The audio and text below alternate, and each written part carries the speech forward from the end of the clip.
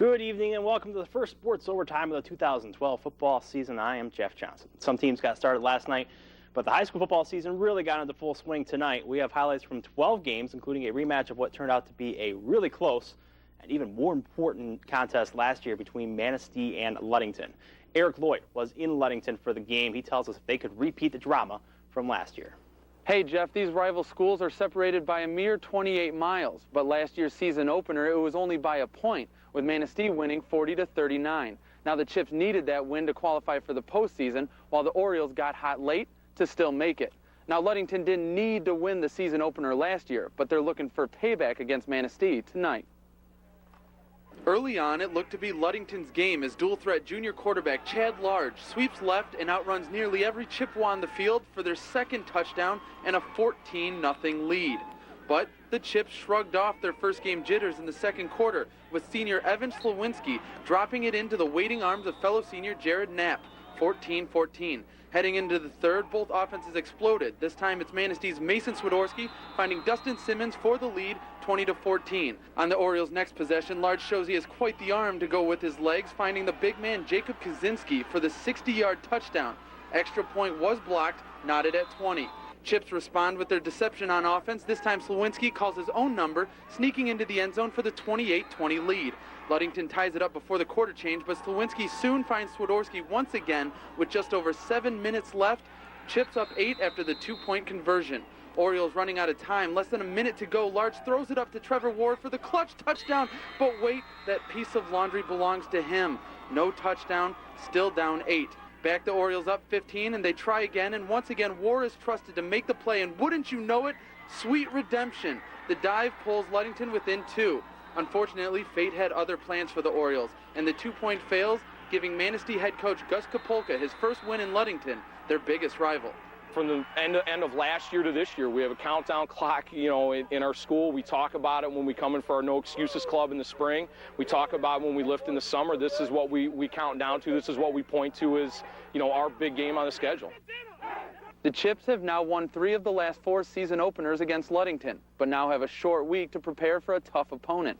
Manistee takes on defending Highland Conference champ McBain on Thursday. In Ludington, I'm Eric Lloyd for Sports Overtime.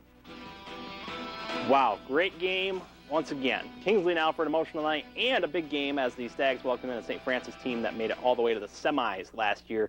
Huge crowd on hand, many with American flags, other wearing Justin Hansen's number 54. We told you earlier they retired his jersey, fallen Marine.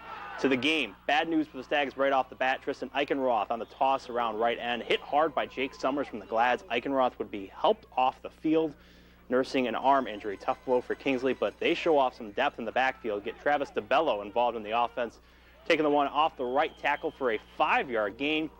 Later, St. Francis looks as though they're going to break the ice. That's number 15. Sorry, folks, not on the roster, but after this play, he will be. He goes to the sideline for the TD, but it is called back, unfortunately, for holding.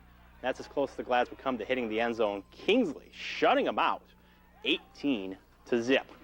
Saying this took care of Charlevoix quickly tonight. Our shooter got there just in time to watch them kill the clock. Saints get a big-time win in their opener, though, 34-0. It's the Saints' 3rd straight season-opening victory over the Raiders. And next up for St. Ignace, a date with East Jordan. Charlevoix's Week 2 opponent is going to be Glen Lake. Just across Charlevoix County, a battle of the Ramblers. Boyne City hosting McBain. Boyne Ramblers are going to get on the board first in this one. Corey Redmond connecting with Bradley Fouché. Takes it all the way to the house. A little bit of strut there at the end, and because that worked so well the first time, Redmond goes right back to Fouché. This one's going to be a 2-point conversion.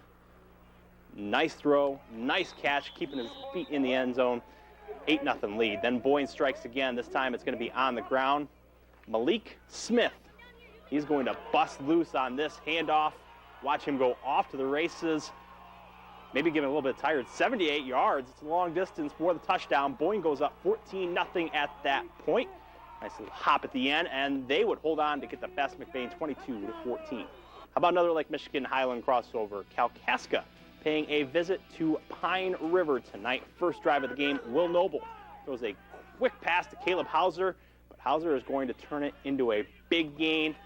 Stiff arm, going down the sideline. He's going to get tackled at the 16-yard line. That sets up Zach Hill taking the handoff. going to go around the tackle, and nobody is going to stop him. He's going in for the score. Blazers take a quick 7-zip lead right on the first drive. Later in the first, Hauser again taking the handoff. Nice spin right there, but he is coming right into your living room. Our rookie shooter, Joe Smith, doing a great job to get out of the way. Hauser gets 10 yards out of it. Final seconds of the first quarter. Blazers facing a 3rd and 21. Noble to Hill. He takes it down the field, gets pushed out at the 1-yard line. So at the start of the second quarter, Noble dives in for the score. Kalkaska rolls over Pine River tonight, 31-6. We are just getting started here on the first sports overtime of the football season. Coming up after the break, take you to a couple rivalry games in Beal City and Big Rapids. That's next in Double Overtime. Welcome back to Sports Overtime. I'm Jeff Johnson. Few rivalries in northern Michigan provide as much drama or hard-hitting action as Mount Pleasant Sacred Heart and Beal City. Last year, the Aggies came from behind to win a thriller over the Irish, 28-27. It was their 9th win over Sacred Heart in their last 10 matchups. Tough to believe. Irish paying their cross-county rivals Beal City a visit on a picture-perfect night. Early first quarter, Aggies up 7-0 with the ball. Not for long. Sam Schaefer looking for Ryan Tillman. Instead, Mike Heller is there for the pick for the Irish. But Beal's coaches not happy with that. They force a punt. Next possession for the Aggies. Ty Rowland busts a big play. He has capability to do that. 46 yards all the way to the 24-yard line. A couple plays later, it's going to be Rowland. Why not let him punch it in from 2 yards out? He does. Beal City up 14-0. We go to the second frame. Schaefer is going to be back, looking to pass again, looking for Tillman again, but guess what? Heller there again to break it up. He's pesky. Aggies going to get it done on the ground too. Joe Rao scampering in from 2 yards out for the score. Aggies rolling tonight, 38-19. CSAA playing nothing but conference games this year, so for Reed City and Big Rapids, every game counts, including tonight. Two rivals renewing acquaintances at FSU's Top Taggart Field in Big Rapids would be scoreless at the half, but in the third, the Coyotes getting a drive going. Joshua Saez taking it up the middle for 9 yards to the 34 a few plays later. Chad Samuels, he's rolling out, can't find anybody, so this works. He's going to keep it himself. 13 yards, getting him close to the end zone. So later on 3rd and long, Garrett Benson getting a call. He's going to find a hole, and watch this. Awareness, stretching the ball across the line. 7-0 Reed City. Big Rapids trying to respond. Nick Baldwin cutting against the grain. He's going to find some running room down near the sideline. 30-yard run. Way to finish it off there, buddy. Tackle at 24, but the drive would stall as Garrett Benson sacks Ty Lattimore. Reed City's defense holding strong. They top Big Rapids 14-6. Stay in the CSAA. Head down to US 131. Morley Stanwood. Mohawks kicked off their season hosting Lakeview. Mohawk defense coming out fired up on the first Lakeview possession as Stephen Malloy comes flying in to make the sack on Sean Lindsay. Has an 8-yard loss. Morley's turn with the ball now. Going to give it to Malloy. Stiff arm one defender and then carrying it 24 yards down to the Lakeview 42-yard line. But on the very next play, Cody Hollister going to get the ball stripped from his arms. Garrett Cavendish pouncing on it for the Wildcats. Lakeview going to start a drive after the turnover. Cavendish taking it right up the gut for a 15-yard gain down to the Mohawk 24. Reward him for the good play.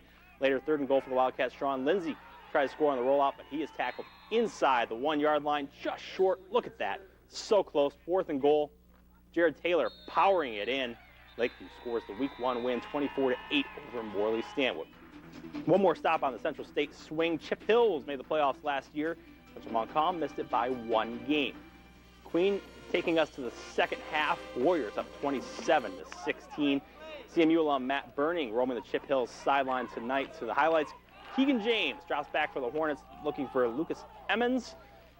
Nice Calvin Johnson-like play there, laying out. Great pass, great catch. That sets up James. He'll take it himself to Pater, cutting the deficit to just 3. Warriors looking for an answer. And how about this? Jake Tarble looking downfield for Trent Karcher. Great catch there, turning around to get it. Warriors going to go on to win this one, 47-32.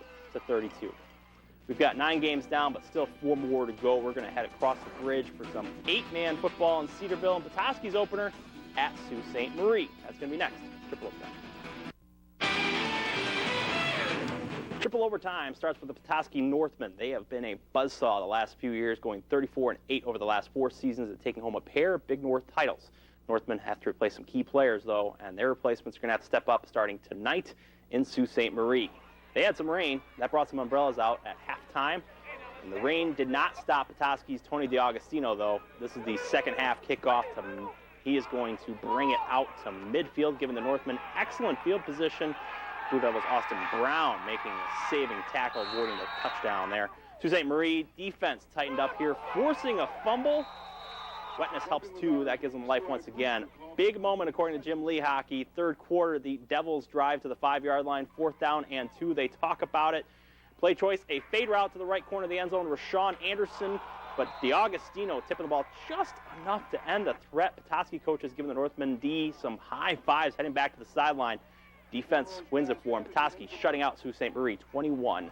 Now let's open up some space on the field a little bit.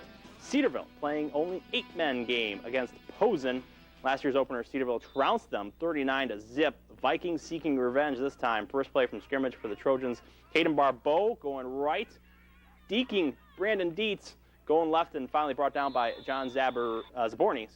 Cedarville had it going on all cylinders in the first. Check out this pass from Bobby Krakowski to Keith Bauscher for the 43-yard touchdown. He did a lot of the work there. Trojans up a quick 7-0. Posen going to get some good yards on this run. Nick Hinska going to slide right and is taken out of bounds by diving Nick Ellis. But Posen cannot move the ball after that, so everything in the first seemed to be going the Trojans' way. Krakowski sizing up Ellis, seemed to have practiced the tip drill. Nice catch, effectively. He hauls it in. Cedarville is solid again at its opener, winning 54-14. Noel Toll needed to go back below the bridge for a non-conference tilt between Atlanta and Johannesburg. Lewiston Cardinals coming out of the gates strong in this one. Joburg breaking the ice. Dylan Kibbe going to break loose, and he is not stopping until he hits the painted grass. 48 yards on the TD. Kibbe would rack up 222 yards on the evening. Joburg takes a 6-0 lead. Huskies respond on the ensuing possession. Garrett Badgerow going to find Jake Chambers over the middle. He is going to find the end zone with some hustle there. We are tied up at 6. Stays that way into the third quarter. That's when the Cardinals' Alex Payne picks off Badgerow.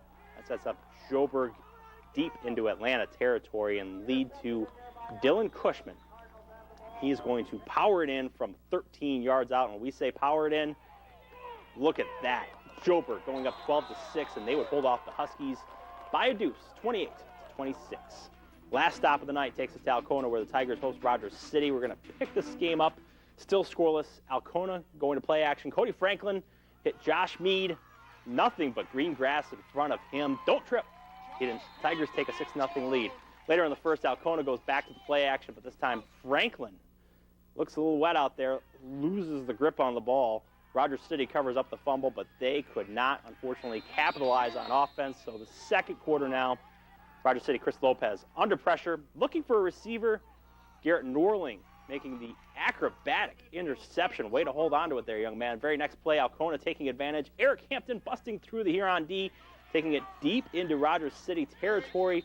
But the D for Rogers City going to get the job done. Alcona was a bit stronger, though. Tigers shutting out the Hurons 14-0.